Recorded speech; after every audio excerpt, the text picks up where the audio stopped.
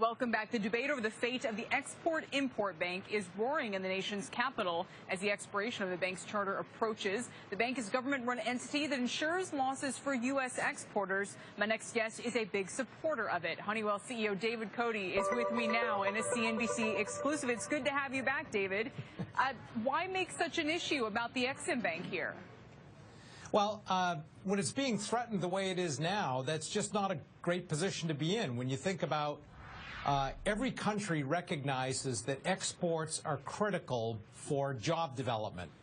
Exports create jobs. And it's why you find countries like Korea, Japan, China, France, Germany, all of them are supporting exports with financing. We do the same thing with the ExIm Bank. We need to have this to be competitive as a country. And we can't unilaterally disarm and say, okay, for all of their companies, sure, go ahead and provide financing that helps companies export. In the U.S., we're not going to help our companies. It puts U.S. workers at a disadvantage. I don't think we ought to put U.S. workers in that kind of a position. All the same, it's interesting that the U.S., having, as is so often quoted, the deepest and most liquid capital markets in the world, hasn't come up with a private sector solution here. Is trade finance just not a profitable business? Well, as I understand it, about 98% of the exports that are financed do go through private means, but about 2% of them require, let's say, special or better financing, and that's what you get through the ExIm Bank, and it makes a difference when it comes to trying to compete with a French or German or Chinese or Korean firm that is supporting their workers. We need to have the same thing for the U.S. But if 2% is the case here that's vulnerable of our export pie, again, why isn't it that some of our banks, some of our financial institutions, some smaller lenders even, wouldn't look at this space and say, you know, I'd be willing to take a 2% loss on 100 cents? I don't think they'd look at the returns as being adequate enough for them.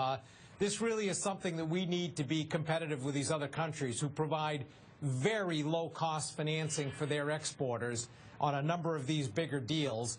And these bigger deals help to pull along a lot of smaller suppliers in the U.S., all those small firms and all the jobs they represent that everybody likes. This is very supportive of them. We need this in order to be competitive with that, say, Korean company or French company that's supporting their workers with this support.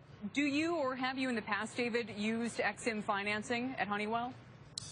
We've used it minimally as a company, but I would say a number of our customers in the aerospace industry and in the oil and gas industry have used it, and we would supply them.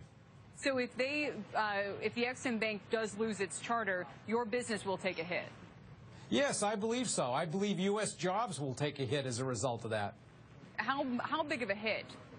Well, that's always tough to know. As you know, predicting economics, I always say, despite the amount of math that they put into economics, it certainly doesn't seem to be a science. It's more art. So there would be an impact. Tough to predict exactly what that number would be. But I sure know it wouldn't be positive. And David, lastly, just since we have you here and people are trying to figure out the direction of the economy right now, how strong is it? Well, I would say for the last 4 years, I've been one of the guys who's always consistently more negative on growth prospects for the global economy and the U.S. economy than all the forecasts. And as a result of that, we've tended to plan pretty conservatively. And as a result of that, we've done well. We've seen the same thing happen this year. So right now, I would still say the economy is okay. It's not great. I never thought it was going to be as good as a number of the forecasts at the beginning of the year.